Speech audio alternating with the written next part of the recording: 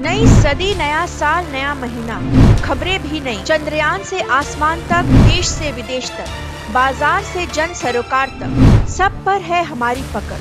देखिए देखिए खबर सदीनामा सदीनामा। उस दौर में 2500 और महात्मा आनंद स्वामी ने अपने एक किताब लिखी, पुस्तक लिखी, उसका नाम है मालाबार और आर्य समाज। वो एक डॉक्यूमेंट है जिसमें उन्होंने अपने राज शिविर के बारे में, मुसलमानों के अत्याचार के बारे में लिखा। उस किताब को 100 साल बाद मैंने दोबारा अंग्रेजी, हिंदी, मलयालम की भाषाओं में एक साथ 1921 में प्रकाशित हुआ। तो महात्मा आनंद स्वामी जब उस रिलीज के दौर में घूम रहे थे तो जिन हिंदुओं की चोटियां काट दी गई थी उसको बोरों में भर लिया उन्होंने, और आपके कोयम्बटूर के पास कुंटी नामक स्थान पर एक सेठ से मिलने गए और उसको वो चोटियों भरा बोरा दिखाया कि देखो हिंदुओं की चोटियां काट दी गई है, आप हमें रिलीज में बैठे। तभी उस व्यक्ति ने विजय उत्साह दिखाया, अपने साथ 2 हिंदुओं के कटे हुए सर के कंकाल को महात्मा आनंद स्वामी लाहौर ले आए और उसको आरसमा लाहौर में रखा था, दिखाने के लिए देखो ये हिंदुओं पर अत्याचार किया गया। मैंने अपनी इस पुस्तक में उस कंकाल की फोटो प्रकाशित की क्योंकि वो वही रहते था। तो आप पढ़ेंगे तो आपको पता चलेगा कि कैसे हिंदुओं पर अत्याचार हुआ। दंगे शांत हो गए, अंग्रेजों ने कार्रवाई करी, बहुत सारे मुसलमान दंगाई मारे गए, बहुत सारों को जेल हुई।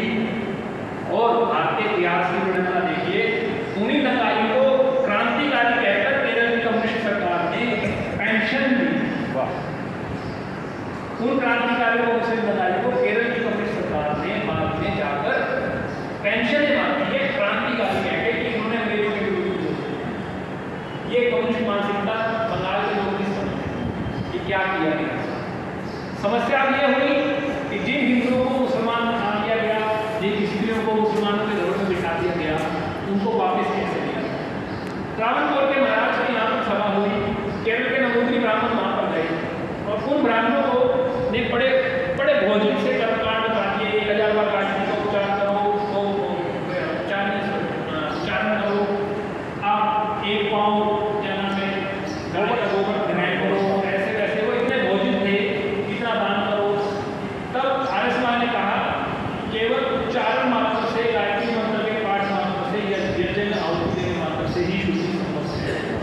तब त्रावणकोर के राजा को ये बात सुनाई और लगभग 3,500 शुद्धियाँ उस समय की गई।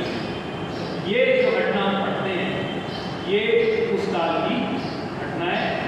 माता हंसा लिखते हैं कि हिंदू समाज अब तक आर्य समाज के इस शुद्धि आंदोलन का मन से साथ नहीं देता था, विरोध करता था, पर मालाबार में जो शुद्धि आर्य समाज ने की, उसकी जो सामाजिक चेतना पंजाब प्रांत में उत्पन्न हुई, पूरे देश में उत्पन्न हुई, उसको समझता। तो ये परिवर्तन का दौर हम 1921 के दशक में देखते हैं। और मुसलमानों की उत्तेजना केवल केरल तक नहीं रुकी, उसके बाद तो पूरे देश में दंगों की लाइन लग गई। रावलपिंडी, लाहौर, कानपुर, अमृतसर, दिल्ली, पानीपत, मेरठ, कलकत्ता, कोई ऐसा स्थान नहीं बचा देश का बड़ा जहाँ पे हिंदू और मुसलमानों के दंगे नहीं हुए। और इन दिनों में कुछ बातें बड़ी कॉमन थी। एक, मस्जिद के आगे से बाजा लेके जाना।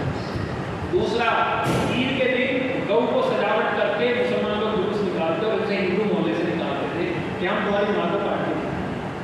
तीसरा, हिंदुओं का जबरदस्त धर्म परिवर्तन।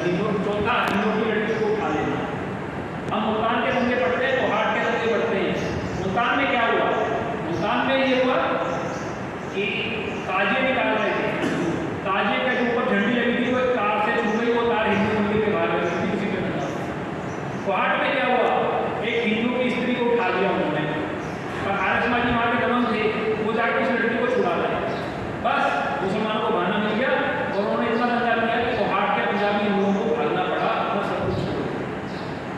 रावलपिंडी में भी ऐसा ही हुआ कि मुसलमानों ने कुछ छुपे सामग्री छाप दी, आर्य